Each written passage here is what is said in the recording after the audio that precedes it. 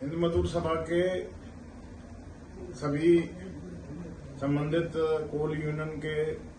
नेताओं को, कर्मचारियों को बहुत बहुत क्रांतिकारी अभिनंदन। और जैसी परिस्थिति इस वक्त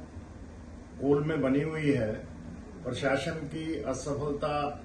बिल्कुल साफ नजर आ रही है। प्रशासन ने पत्र निकालकर दिल्ली में 12 तारीख को पत्र निकाला और 22 तारीख की मीटिंग बुलाई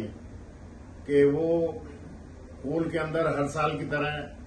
कोल मजदूर के खून और पसीने से जो उत्पादन बढ़ता है, जिसका प्रॉफिट बढ़ता है, उसके लिए हर साल अधिकारियों को और कर्मचारियों को परफॉर्मेंस रिलेटेड रिवार्ड और बोनस के तौर पर भुगतान करना होता है, लाजमी तौर पर। अधिकारियों को प्रशासन ने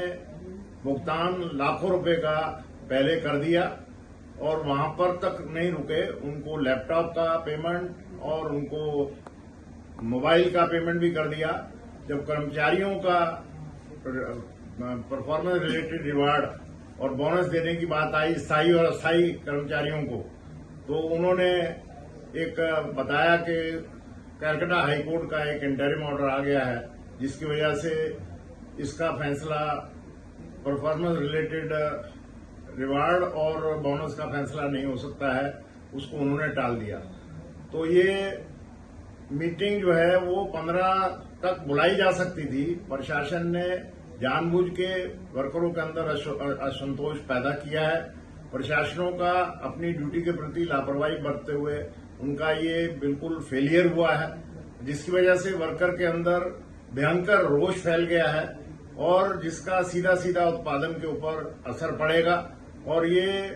प्रशासन को चाहिए जल्द से जल्द दुर्गा पूजा और दशहरा से पहले पहले उनका जो जितना डिविडेंड बढ़ा है, जो शेयर होल्डर को दिया गया है,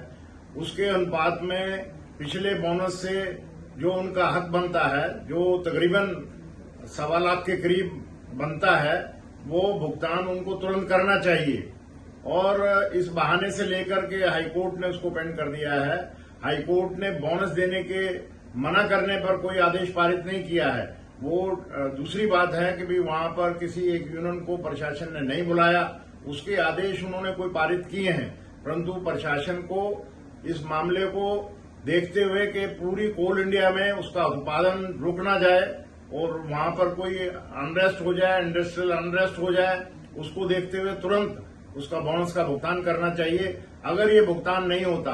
तो मैं जितने भी हमारे हिंद मजदूर सभा के संबंधित यूनियनें हैं, उनके सभी अध्यक्ष को, महामंत्री, पदाधिकारी और कार्यकर्ताओं को यहां से संदेश दे रहा हूं कि वो जितने भी कोल कर्मचारी हैं, माइंस के अंदर उनके जो रोष है, जो उनका गुस्सा है, उसको संयम में रखते हुए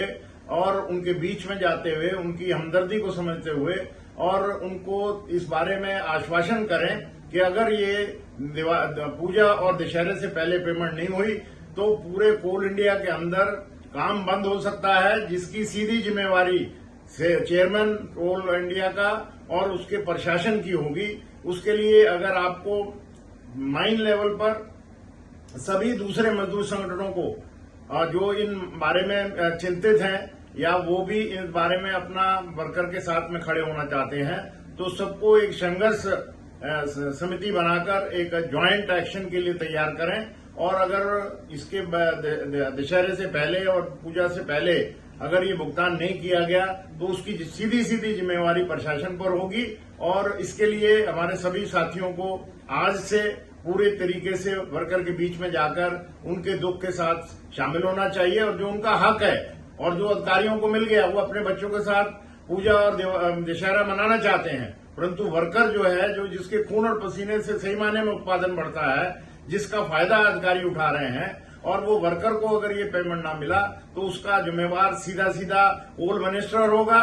और चेयरमैन कोल इंडिया होगा। और जितने भी सीनियर अधिकारी हैं जिनकी ये साजिश की वजह से, लापरवाही की वजह से ये डिले हो रहा है, वो उनके ऊपर जिम्मेवारी होगी। ये मेरे संदेश को आप समझिए और प्रशासन को मैं चेतावनी देता हूं कि इसको लापरवाही ना बरतें और इसको तुरंत इसका भुगतान करें और वो जिस भी तरीके से करना है वो उसको ज्यादा देर तक डिले ना करें। अन्यथा जो भी अगर अनरेस्ट होगा काम बंद होगा उसकी जिम्मेवारी सीधी सीधी कोल मिनिस्टर, चेयरमैन और सीनियर ऑफिसर के ऊपर होगी। ये संदेश मेरा सभी हमारे हिंदू मजदूर सभा के जितने भी हमारी एफिलिएट्स हैं, उनके अध्यक्ष, उनके महामंत्री, उनके पदाधिकारी और उनके कार्यकर्ताओं को संदेश है कि वो अपना सारा काम छोड़कर मजदूरों के बीच में, कोल मजदूरों के बीच में जाकर उनके हकों को दिलाने के लिए तैयार रहें। इनकलाब जिंदाबाद सर।